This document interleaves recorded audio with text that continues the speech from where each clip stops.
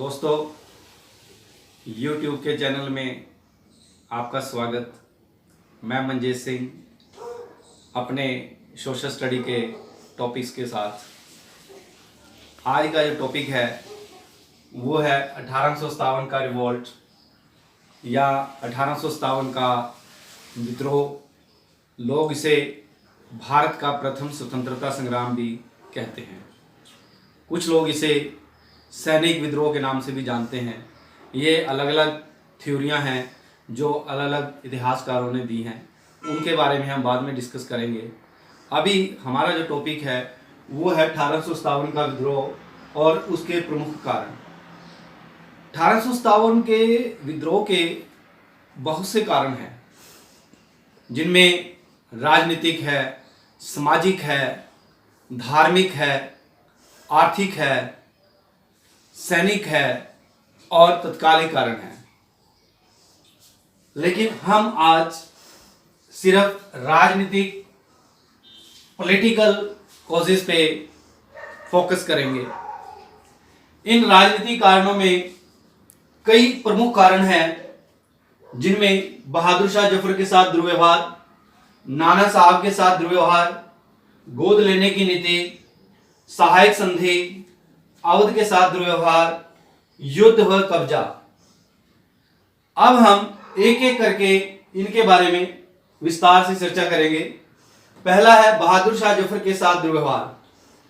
आप जानते हैं कि बहादुर शाह जफर अंतिम मुगल सम्राट थे। दिल्ली पर कब्जा करने के बाद अंग्रेजों ने उनके साथ बहुत बुरा व्यवहार किया।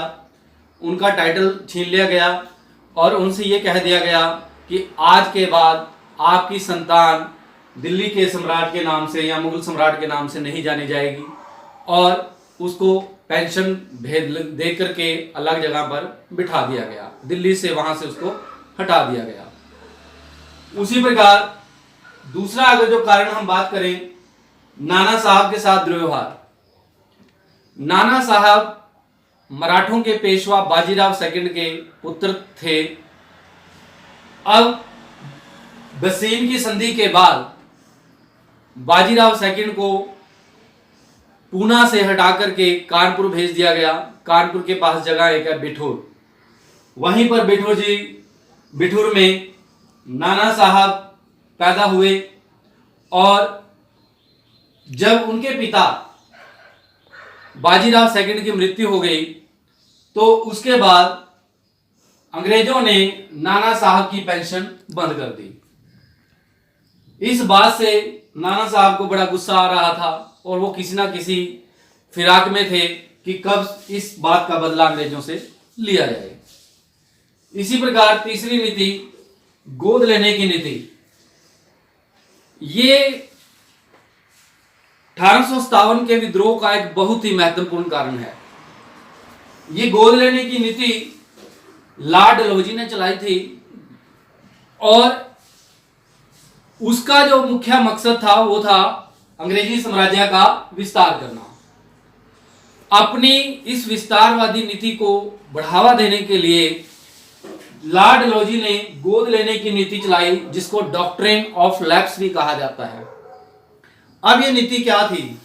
इस नीति के तहत अगर कोई भारतीय राज्य का शासक निसंतान या बिना संतान के मर जाता था तो उसका राज्य अंग्रेजी राज्य में शामिल कर लिया जाता था। इससे पहले क्या होता था कि अगर कोई भारतीय राजा निसंतान मरता था तो अपने किसी सगे संबंधी से कोई ना कोई पुत्र को ले लिया करता था, ताकि उसका वंश आगे चलता रहे और उसका साम्राज्य आगे बढ़ता रहे।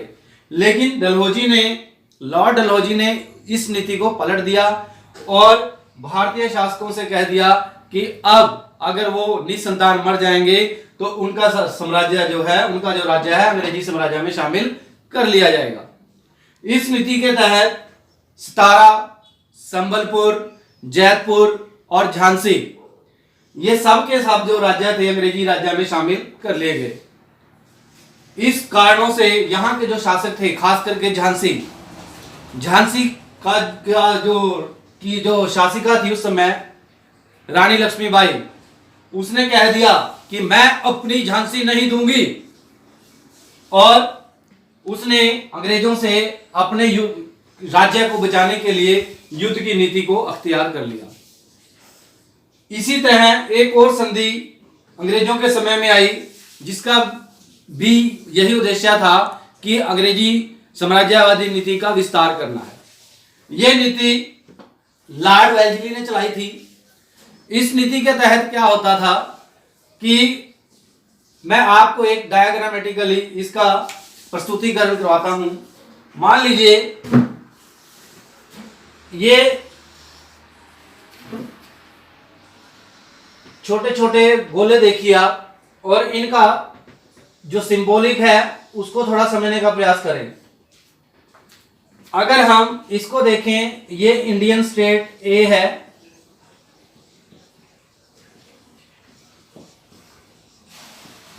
और ये बी इंडियन स्टेट है, ये भी भारतीय रियासत है, और यहां पर जो है ये सी, ये ब्रिटिश इंडिया है, यानी जहां पर अंग्रेजों का भारत में राज है। ब्रिटिश इंडिया हम इसको कहेंगे क्योंकि यहां पर भारत में अंग्रेजों ने अपना राज स्थापित किया हुआ है। अब यहां की स्थिति क्या है, आप देख रहे हैं ये दो स्टेट ए और बी। ये जो ए स्टेट है और बी स्टेट आपस में शत्रुता का भाव लिए हुए हैं, और ये Indian state A Indian state B को अपने कब्जे में लेना चाहता है। अब बी जो इंडियन स्टेट है, भारतीय राज्य है, ये बहुत कमजोर है। अब इसके पास इतनी शक्ति नहीं है, इतने संसाधन नहीं है कि इस इंडियन स्टेट ए से वो लड़ सके। तो ऐसी स्थिति में वो ब्रिटिश इंडिया जो सी पोर्शन है इसका, उसकी शरण में जाता है और कहता है कि इंडियन स्टेट ए से मेरी रक्षा करें। ब्रिटिश इंडिया कहता है ठीक है, हम तुम्हारी मदद करेंगे, लेकिन तुम्हें हमारे साथ एक संधि करनी होगी। वो संधि क्या है कि एक तो हम तुम्हारी इस स्टेट से तुम्हारे राज्य की सुरक्षा करेंगे और उसके लिए हम अपनी सेना भेजेंगे, लेकिन तुम्हें हमारी सेना का खर्चा और उसके जितने भी अन्य भत्ते होंगे वो तुम्हें देने पड़ेंगे, और साथ ही हमारा एक अंग्रेज अधिकारी आपके राज्य में रहेगा। अगर आपको ये शर्तें मंजूर हैं तो हम आपके साथ एक संधि करते हैं, सहाय, क्योंकि हम आपकी सहायता कर रहे हैं इसलिए हम आपको इसको सहायक संधि हम कह रहे हैं, सब्सिडियरी अलायंस, आपकी सहायता करने के लिए। और ये जो बी स्टेट है ये तैयार हो जाता है, और इसीलिए ब्रिटिश जो इंडिया सेना है वो यहाँ पर आ जाती है दोनों बॉर्डर पर, और इसकी रक्षा करना लग जाती है बी स्टेट की। लेकिन आने वाले समय में क्या होता है कि ये जो स्टेट है इसके पास इतने संसाधन नहीं है, इसलिए वो सैनिकों को, अंग्रेजों की जो सैनिक यहाँ पे नियुक्त है उनको वेतन का भुगतान करने में असमर्थ रहता है।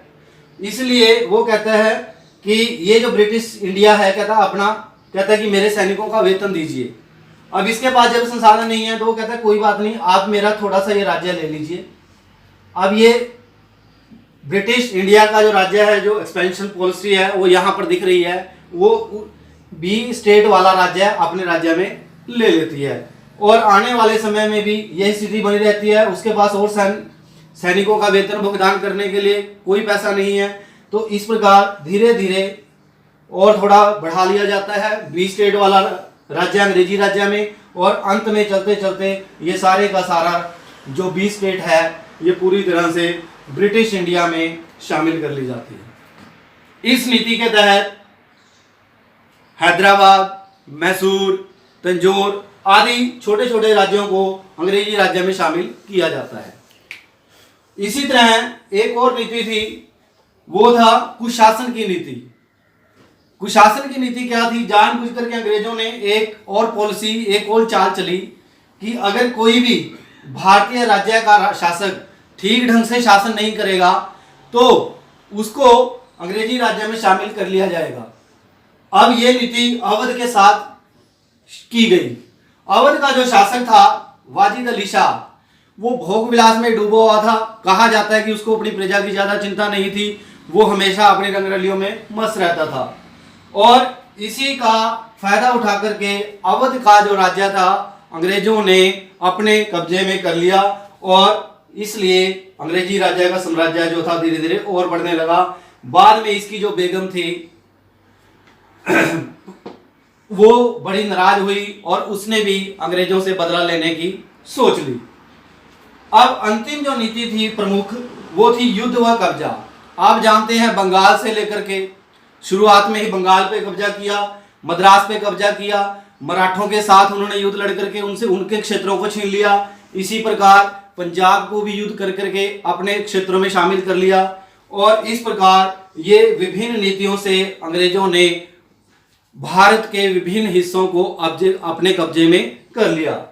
कर तो लिया, लेकिन ये सारे के सारे जितने भी शासक थे इन राज्यों के, उनके अंदर एक ठीस थी। वो कहीं ना कहीं चाह रहे थे कि हमने कहीं ना कहीं बदला लेना है, और इसीलिए 1857 के विद्रोह का एक राजनीतिक कारण जो था वो ये था। विभिन्न हमने कारणों की व्याख्या की है, उसके तहत हमने देखा कि किस तरह ये राज्य जो थे अंग्रेजों के साथ खिलाफ होते चले गए, और आने वाले समय में 1857 के विद्रोह में इकट्ठे होकर के उन्होंने अंग्रेजों के साथ एक टक्कर लेना शुरू कर दिया। अब ये राजनीतिक कारण थे।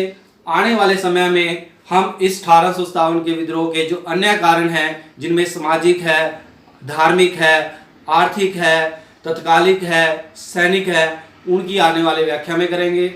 आपसे उम्मीद है कि आप मेरे इस YouTube चैनल को लाइक करेंगे और शेयर भी करेंगे, ताकि मेरा हौसला बना रहे और मैं आपके साथ जुड़ा रहूं। धन्यवाद।